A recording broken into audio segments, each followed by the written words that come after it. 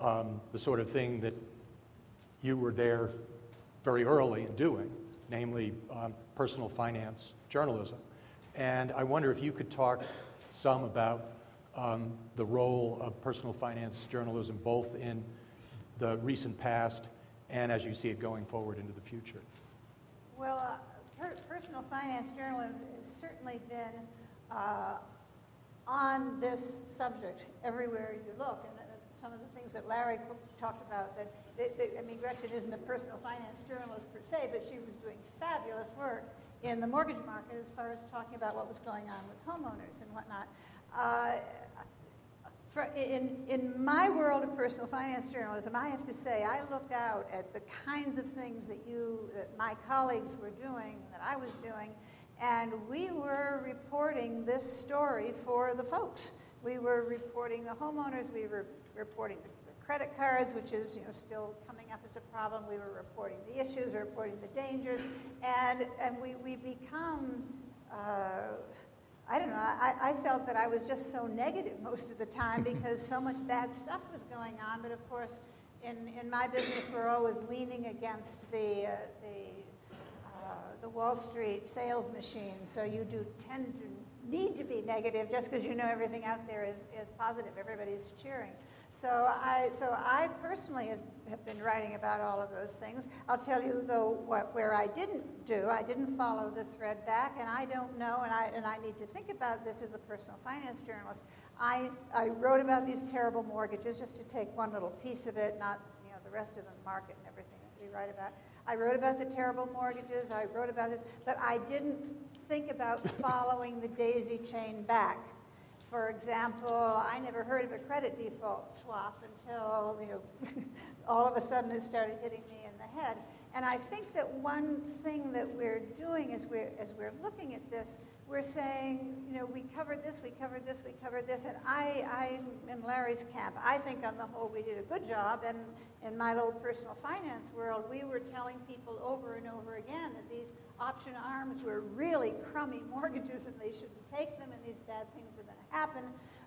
But again, we didn't think of saying, well, then what happens to the bank, then what happens to something else, then what happens to something else, and I guess we sort of hand off to the other business reporters when we do that. But thinking about how one could have improved the writing, I guess it would be to try to enlarge the vision in terms of it's not just you folks, it's also the larger and larger dangers you're seeing. And I think that maybe in my department I could have done something like that, but I don't know. It's a very open question in my mind whether there needs to be a handoff at that point. I do think, though, that we've got a panel here saying, did journalism blow it? I have yet to see the panel that said, did the bankers blow it? Somehow they aren't running that at the institutional, or did the brokers blow it? So I think that we're doing a good job in that we are examining what it is that we're thinking about or what we're doing. But in general, you can't write a story about something that hasn't happened yet. And you can raise dangers, you can quote people. I mean, the people who were the naysayers got plenty of press. Everybody quoted Bob Shiller on how everything was going to come down. The late Ed Gramlich on predatory lending. I mean, he was everywhere. So you talk to him. You talk to Nouriel Roubini about everything, everything coming down. And so, but as journalists, you can't say, and furthermore, in September, the global market is going to crash and everybody is going to be in a new Great Recession. You can't write the story that hasn't happened yet. And you can look back and say, oh, did we warn people that this was going to happen this year? You can't have done that. We're not Merlins. And so what we're doing is looking at the pluses and the minuses and the dangers in each little piece that we're covering that's in our world.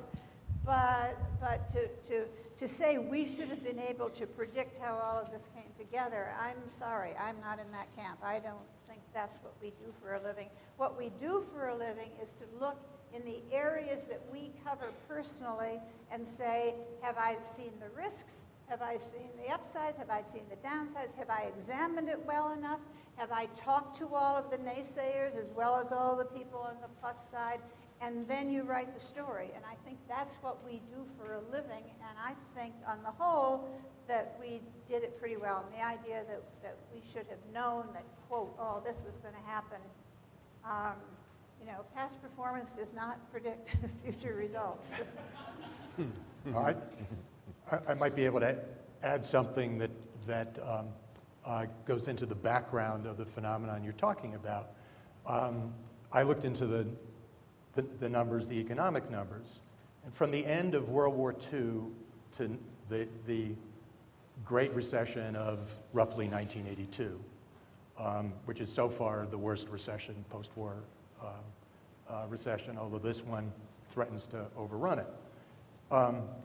From the end of World War II to 1982, we had 7 recessions, and there was an average of a little more than 5 years between them.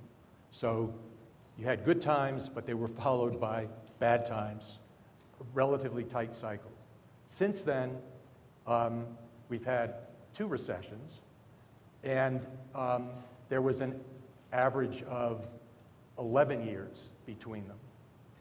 And what that says is that is prior to the most recent one. We had 2 recessions. There was an average of 11 years between them.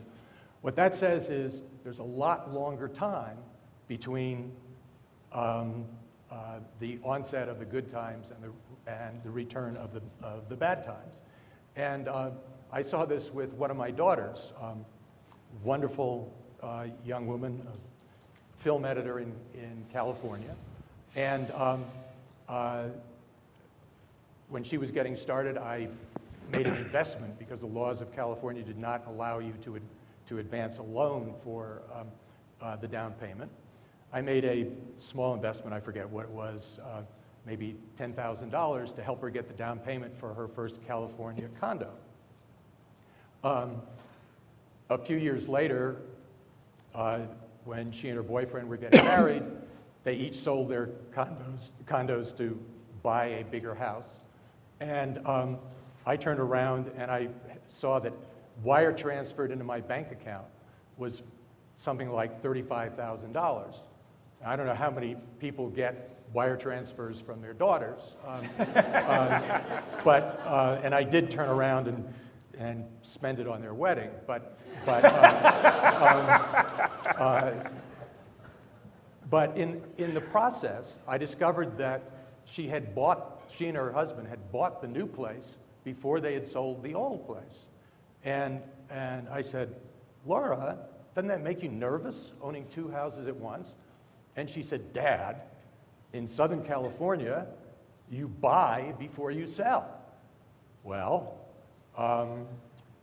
they bought their new place, they managed to sell the old place, and as the equity rose in the new place, they took the equity out and made 2 further real estate investments. And guess what? The lesson emerges. So I thought I was doing the good thing individually that Jane was describing in global times, but I had no success even with my own family members. Greg?